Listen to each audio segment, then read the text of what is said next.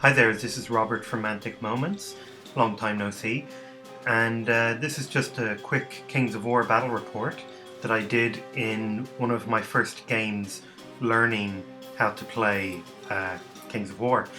So, Kings of War version 2 to be precise. And yeah, there was a few differences in the game. I actually feel it's a much better game now. A lot of things I prefer. And not just in how the main rules work, but also in how certain armies have just a bit more difference to them. Now, I know that may be a bit controversial for some. People think the game is a little bit bland, but little things like some armies have a lower wavering value and a higher nerve value, or some armies like Undead pretty much don't have wavering values. I feel like this adds a lot to the game actually, and makes you feel like you're playing different armies while still having a quick game. So let's get into this one. This was my Ratkin army facing off against some Undead. Now, my Ratkin army, I was using the army list that was free online a couple of months ago at the time on the Kings of War website. I know now that that doesn't seem to be available anymore because it's up on the it's included in the Uncharted Empires book.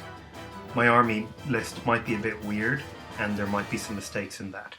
The only other thing to note is I'm trying a different system for recording my battle reports at the moment. I don't know if it will be any good, please let me know, but basically it saves me a lot of time.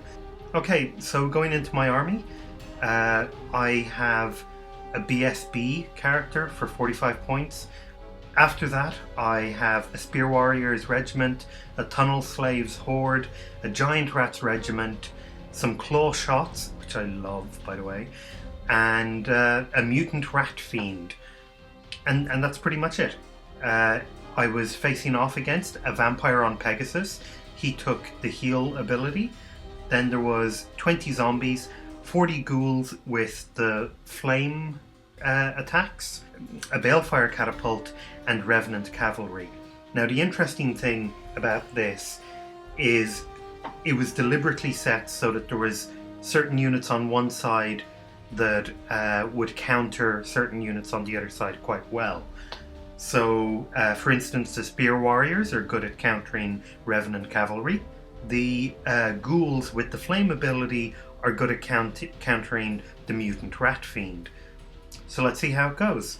Since this is just a learning battle, I'm just going to be using the kill scenario, which is scenario 1 out of the rulebook. Starting off, I deployed my Giant Rat Regiment on the far left corner, and then in a kind of piece of difficult terrain, I placed my Claw Shots. We agreed they could see through that.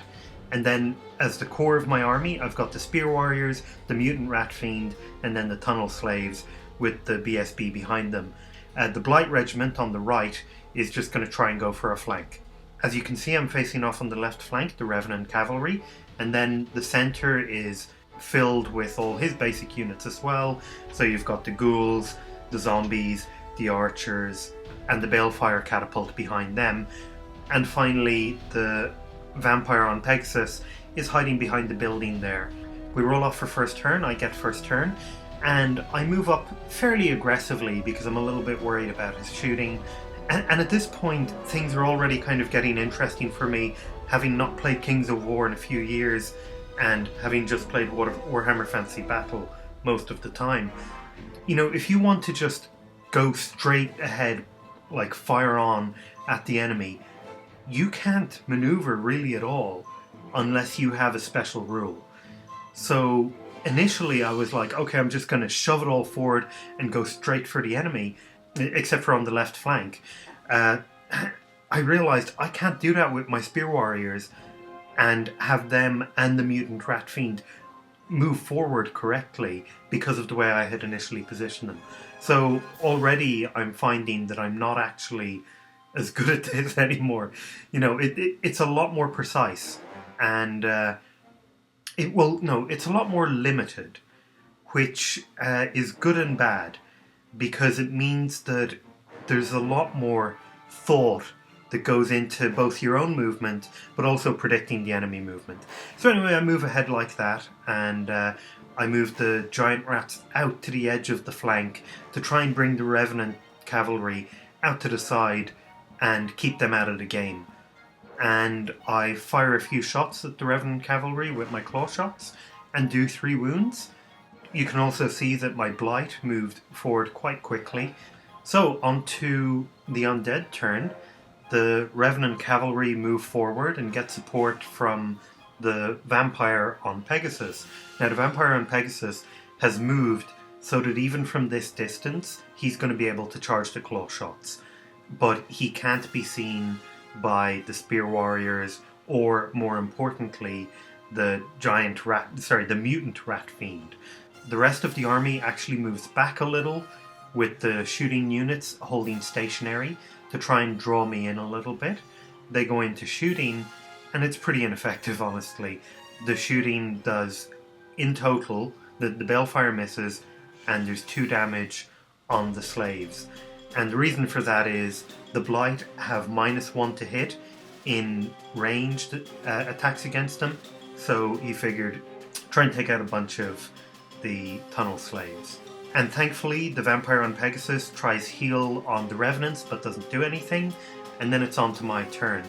And again, I'm just moving out to the side with the giant rats and moving really swiftly forward with the rest of my army. I take a few shots at the Revenants again with my claw shots, because, you know, if I can get rid of them, then it's the Vampire and Pegasus versus the giant rats and the claw shots. It probably won't happen, but anyway.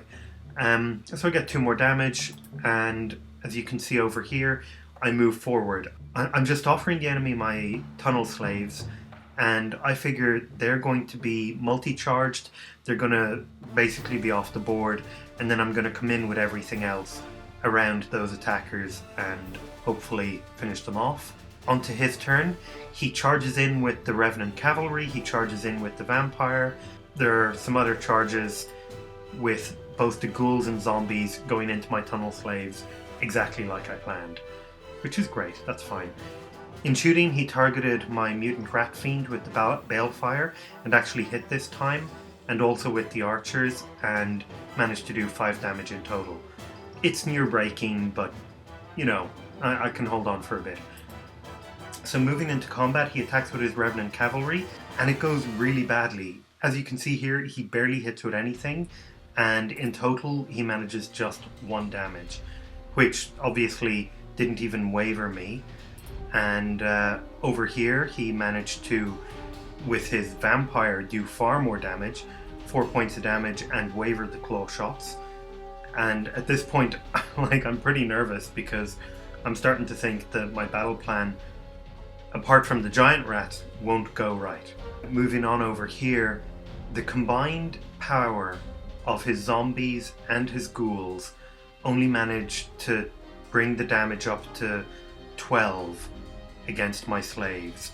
I mean, again, this was really unlucky on his part. I've got them wavered, but they're still there. So moving on to my turn, I countercharge with the giant rats, with the spears. I can't countercharge with the slaves because they're wavered, but I do manage to get in with the blight. And also the mutant rat fiend can't do anything because I've clogged them up behind the slaves, which is quite frustrating actually. And then the mutant rat fiend moves into a better position and removes 1 damage from regeneration. So the giant rats counter against the Revenant cavalry and finish them off, and just reform and face off against the vampire.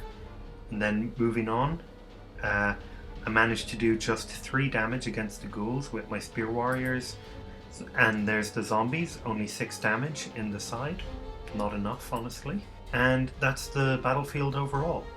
Okay, so moving on to Undead turn 3. Now at this point I'm starting to win in the center, and if that vampire stays and takes out the claw shots, there's a fair chance he's dead with those giant rats coming in the side. Even though they don't get double attacks, it's just risky. So my opponent actually takes the vampire over to support his army, hopefully give a bit of inspiring leadership and just hold the center together. So he manages to move over to here. That's only really because he's nimble, otherwise he wouldn't have managed that movement. And he's just in range of supporting the ghouls' nerve tests, but unfortunately not any other units. And in his counter charge, and he manages 9 damage on the spear warriors in 1 turn and 7 on the slaves, which wipe out the spear warriors, and the slaves only get wavered again. So I don't know, these slaves are amazing. I'm like loving it. A horde of slaves is way more survivable than I expected. Unfortunately for him, his shooting isn't that effective. He doesn't charge into my blight with the archers because they need 6s to hit.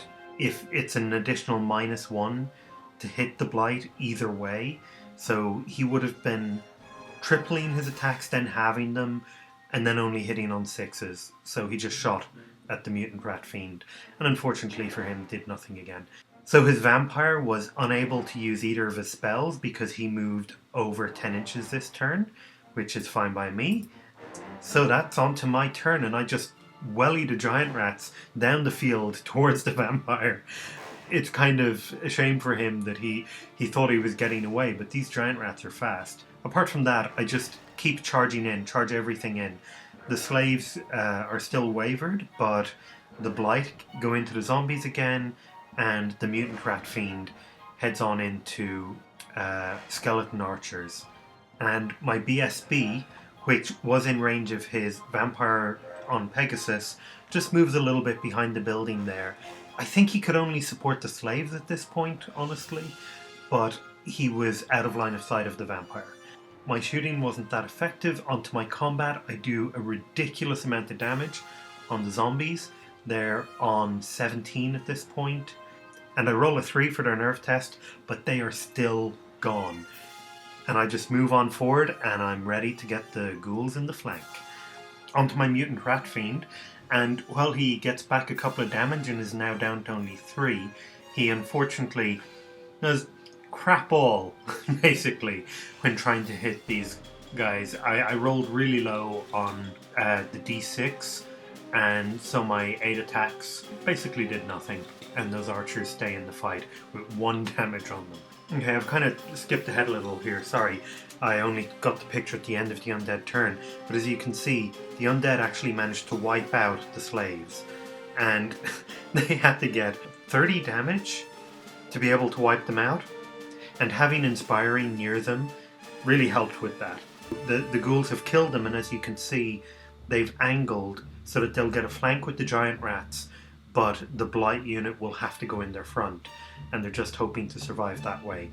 And then the vampire lord, because of the way he was facing and because there was no longer anything for him to charge, he's just repositioning.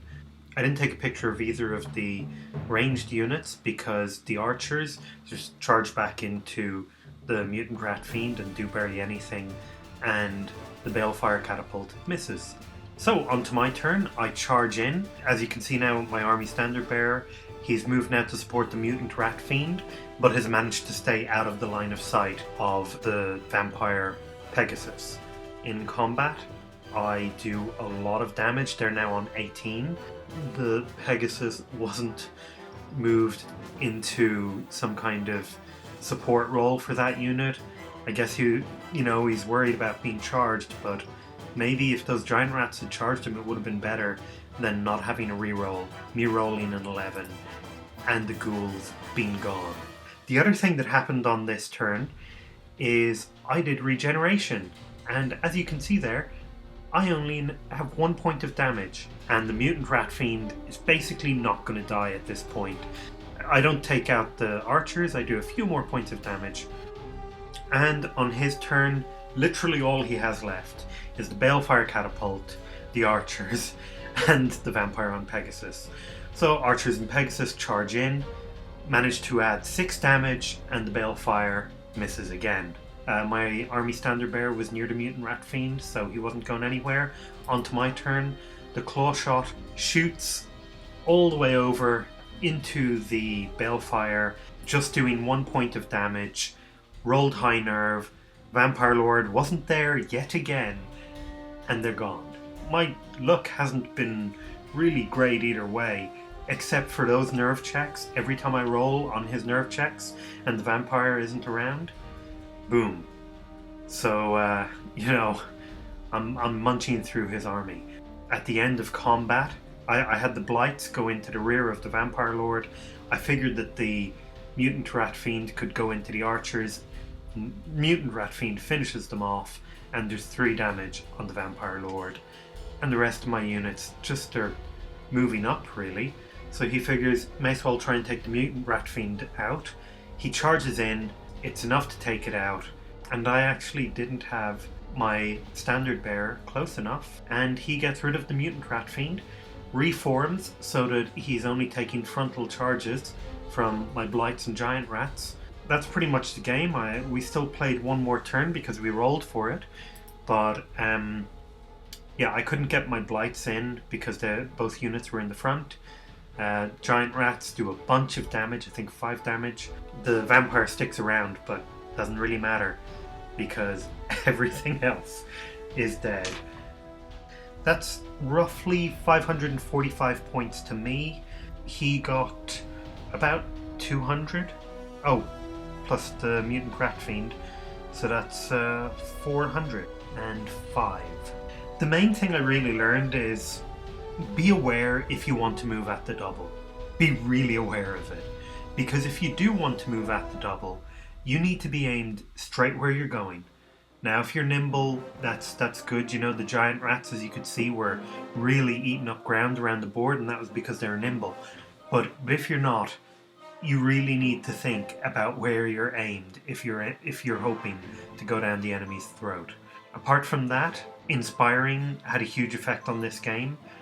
I think in retrospect, if I hadn't been using inspiring the way I was, and if my opponent had been using inspiring more regularly instead of trying to use the vampire for specific tasks like take a unit out or whatever, he probably would have won the game.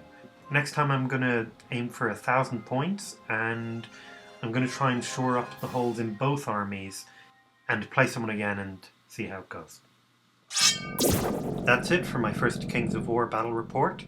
I hope you liked it. If you want to see more, subscribe to my channel. Feel free to like, share the video, all of that kind of stuff. It helps me. It's essentially like iTunes reviews, I guess, for podcasts.